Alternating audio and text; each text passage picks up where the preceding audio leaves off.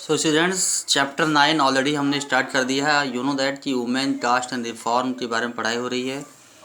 इसमें लिखा है लर्निंग ऑब्जेक्टिव हमारा क्या क्या है। पहला टॉपिक पढ़ेंगे हम लोग upliftment of the status of women, यानी जो औरतों के हालात थे उसमें क्या बदलाव हुआ, उनको क्या फ़ायदा मिला ये पढ़ेंगे, उनमें सुधार हुआ।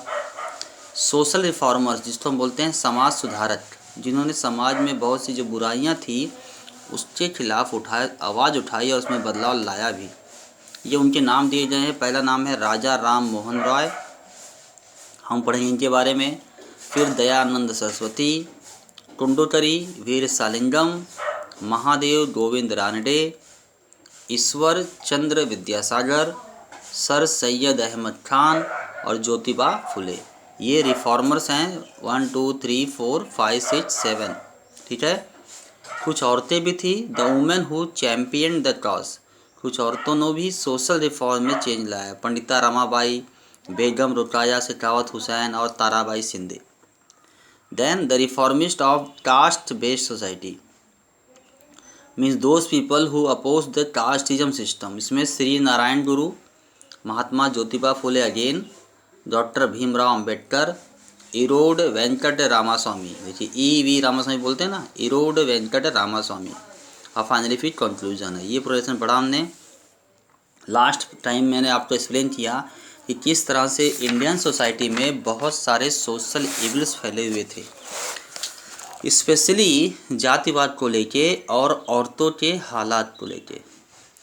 वुमेन्स के पास किसी भी तरह की फ्रीडम नहीं थी और उन्हें किसी भी तरह का जो फैसिलिटी मिलना चाहिए समाज में, जैसे इक्वलिटी हो गया, फ्रीडम हो गया, एजुकेशन हो गया, ये सब चीज़ें उनके लिए बहुत दूर की बात थी उस समय।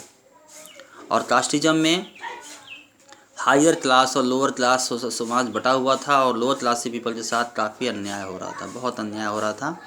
तो ये सब बातों के खिलाफ लोगों ने उठाई आवाज़ और देखते हैं किस तरह होता है। पहला जो टॉपिक है upliftment of the social status of the women.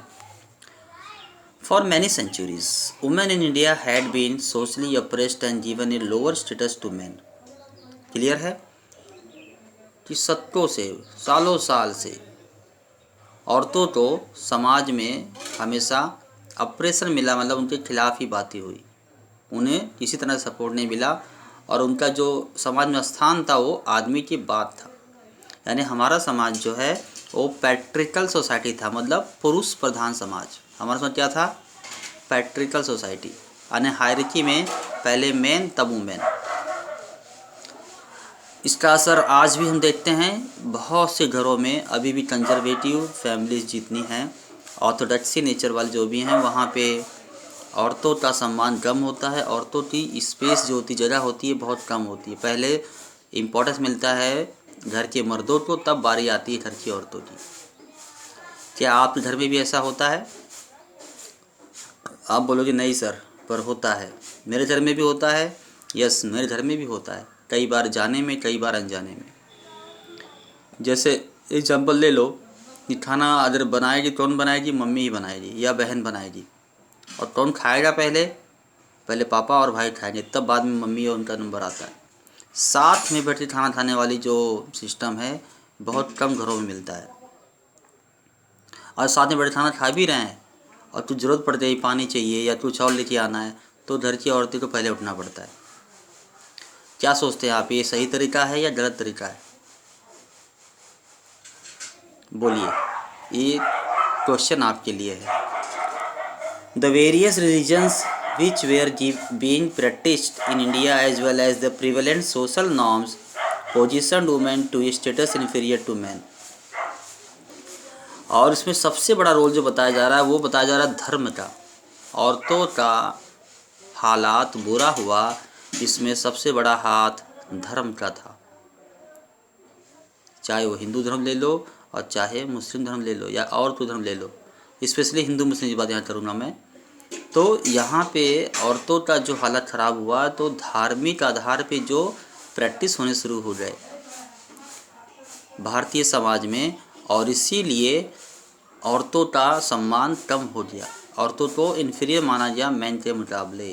क्या समझ में आपको आया कि धर्म में जो लिखा हुई बातें थी उस आधार पे समाज में बिखराव हो गया। एक तरफ तो धर्म लिखा गया कि औरत तो देवी है, पूजनीय है, उसकी पूजा करो, ये सब होता है, पर एक तरफ सती प्रथा भी था। सती प्रथा क्या होती जानते हो ना आप, कि जब किसी औरत का हस्बैंड मर जाए तो उसको भी चिता पे जला दिया जाए कि वो सती हो गई। तो एक तरफ तो करते हैं आप पूजा माता बोल के, और एक तरफ आप उसको जला देते हैं चिता में बिठा के।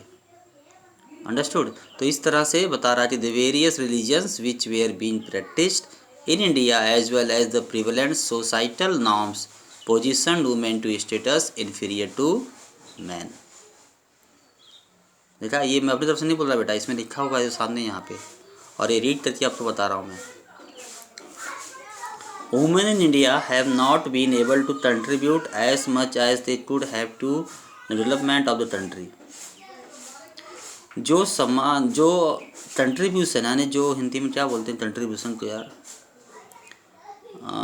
कंट्रीब्यूट करना यानी अपना हिस्सा देना, यानी जो औरतों के पास पावर थी अपने समाज को आगे बढ़ाने में, अपना हिस्सा देने में, अपना यहाँ योगदान देने में, राइट, योगदान देने में वो लोग नहीं दे पाए क्योंकि उनको उतना छूट नहीं मिला, फ्रीडम नहीं मिला। They were treated as inferior and did not receive the same care and opportunities as men. उनको इन्फीरियर माना गया, उनको छोटे दर्जे का माना गया औरतों को भारतीय समाज में, और जो सम्मान, जो सावधानीपूर्वक संभालना, जो मौका मेन को मिला वो औरतों को नहीं मिला। The traditional view often praise the role of women as wives and mothers but as individuals they were assigned a very lowly social position. जो हमारा पारंपरिक सोच थी हमारी कि उनको प्रशंसा मिलती थी पारंपरिक सोच में, पर कैसा, एज ए पत्नी के रूप में या माता के रूप में या बहन के रूप में या बेटी के रूप में, कि बड़ी अच्छी पत्नी है या बड़ी अच्छी माता है या बड़ी अच्छी बहन है, ऐसा मिला। लेकिन उसका व्यक्तिगत रूप से उसका जो उसको मिलना चाहिए इंपॉर्टेंस उसको नहीं मिला, उनका सोशल पोजीशन उनका हमेशा कम ही रहा। They could not find any other expression to their inborn talent or desire except as housewives. For example, while women could marry only once among Hindus, a man was permitted to have more than one wife. Among Muslims too, the custom of polygamy prevailed. In large parts of the country, women had to live behind the parda. Custom of early marriage also prevailed. Children as young as 8 or 9 years of age were married. Widows could not remarry and had to lead a restricted life in many regions. Widows were socially outcast and looked down upon. औरतों को किसी भी तरह का अपना expression करना, अपना talent को दिखाना, यानी अपनी बुद्धिमानी दिखाना, अपनी इच्छाओं को बताना अलाउड नहीं था। सिर्फ हाउसवाइफ बनना होता है। हाउस मतलब होता है गृहिणी बनना, घर संभालना। मैन जो थे, हिंदू मैन थे, उनका एक से ज़्यादा मैरिज अलाउड था, पर औरतों का बिल्कुल नहीं था।